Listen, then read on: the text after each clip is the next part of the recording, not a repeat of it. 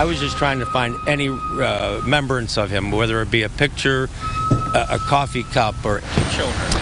Remembering the man killed in a Warren fire, his brother talks about searching through the rubble, looking for something to give him comfort.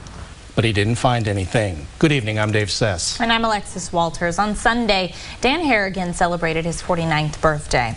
The very next night, he died in a fire inside a garage in Warren. Today, his brother described Dan as a person who loves sports and children and said he will be missed very much. First News anchor Stan Boney has the emotional interview tonight at 6. John Harrigan met with me this afternoon in Canfield, not far from his home, and brought with him a picture of his brother Dan, his faint smile, part of his loving and caring attitude. He coached youth softball, baseball, and soccer with my nephews and nieces. He loved sports. He loved children. He just loved to be involved. On Monday night, inside a garage on Warren's Griswold Street Northeast, Dan Harrigan was killed in a fire that destroyed the building. I don't think he had any time to think about it because the blaze was so hot and so intense.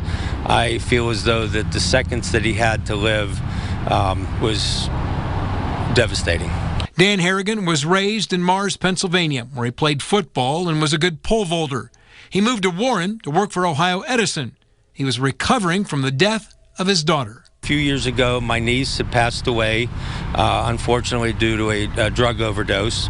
And at that point in time, my brother took it very hard, and he took it very personal. Dan Harrigan also had financial issues, thus the reason for him living in the garage.